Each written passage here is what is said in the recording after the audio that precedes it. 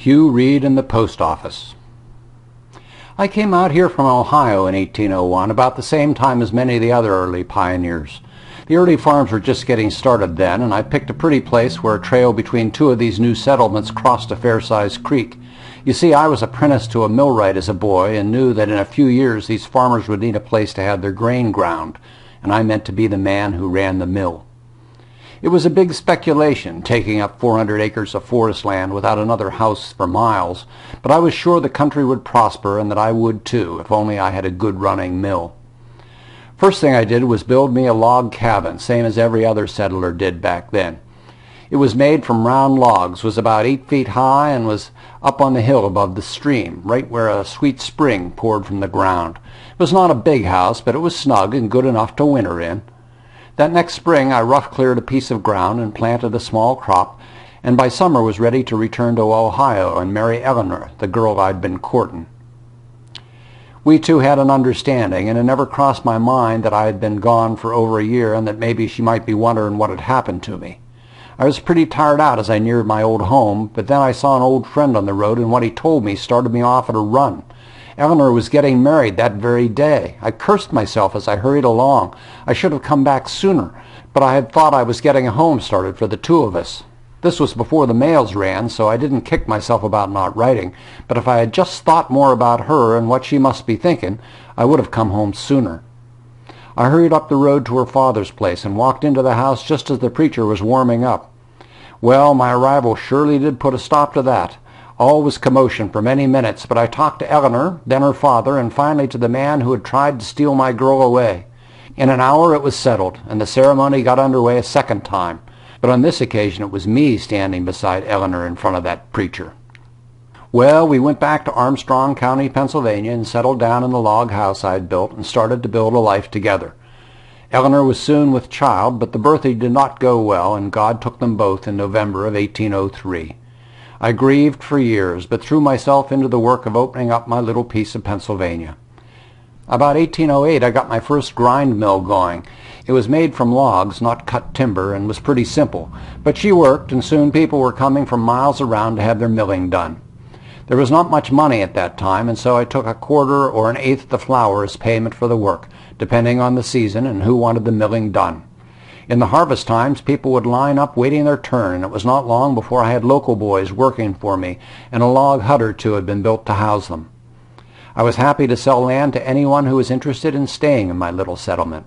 It was good for business, and the hustle and bustle helped me convince Mary Lobaugh to become my second wife. Along about 1812, the United States and England decided it was time to fight another war, and the federal government made a draft, and my name was on it. I was busy building a frame sawmill at that time and did not want to go away to fight, and so I hired Jim Guthrie as my substitute, and away he went. I knew there was no shame in such a business transaction, but I admit I was a mite uneasy until Jim returned unhurt after we licked the British and the war ended. Shortly after the war, a Mr. Hewlings came and laid out a town about a half a mile away down the road to the south, across Long Meadow Run. Hewlings had money and big plans for a salt works. He drilled a brine well and was soon busy making arrangements to boil the liquid down into salt. It seemed to me it would take an awful lot of wood to make the scheme pay, but he had the cash and his dreams were good for business. Hewlings had been a paymaster during the War of 1812 and must have had some influence back east, because soon he managed to get a post office started up. Mine was the place everyone knew and came to, so he asked me to be the postmaster, and I said I would. I felt pretty good about this deal for a while, but when I found out the name of the post office was Hewlingsburg, I was a lot less happy. It seemed to me that if the place was to have a name, it should be Reedsburg, since I started her up. All there was up at Hewlingsburg was just dreams. Anyway, I went ahead with being postmaster and kept the office in my house up on the hill, and Mary saw to most of the business. I still remember the day Mary brought the government officials to the mill. They had showed up at the house looking for Hewlings, and when she heard why, she brought them down to see me. They told her that Hewlings, while a paymaster in the army, had committed some sort of fraud, stolen government money somehow. It was never clear to me just how. I walked up the road with them to Hewlings' place, but when we arrived, one of his men said Hewlings had just left quite suddenly. He never did return, and the whole scheme for the salt work collapsed. For all I know, those officials are still chasing after the man. Well, the years passed pretty quickly after that. I built a new mill about 1820 down the stream from the first one. Then I tore the old one down for the logs. That was also the year that John Avery set up as a blacksmith in the village. By now people were calling the settlement Reedsburg, and that made me proud. The post office was still Hewlingsburg, though, and I mind the time I saw a map of Pennsylvania once in the late 1820s that made me hopping mad. It was tinted with color wash and was a pretty thing to see, but when I found Armstrong County, the only town shown on the whole northern part was Hewlingsburg, because of the post office, I figure. About 1835, Patrick Kerr built a storehouse with his home over top and started the first real store in Reedsburg. After that, the place just sort of took off, and soon there were other stores and a hotel.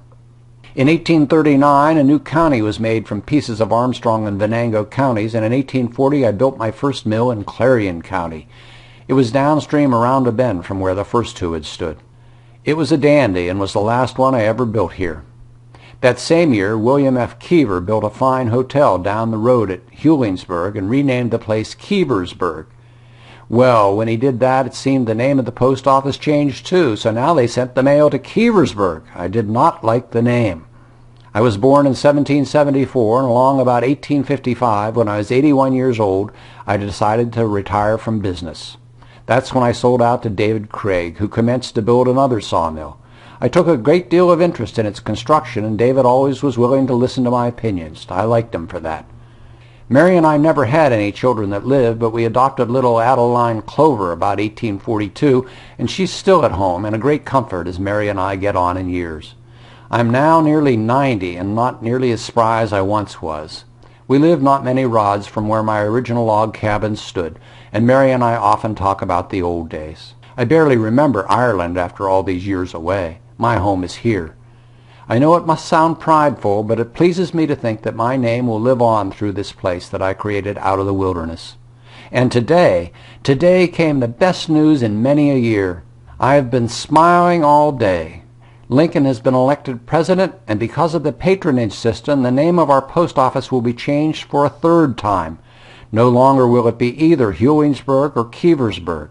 From this day on, if you want to send a letter to me, address it to Hugh Reid, Reedsburg, Pennsylvania.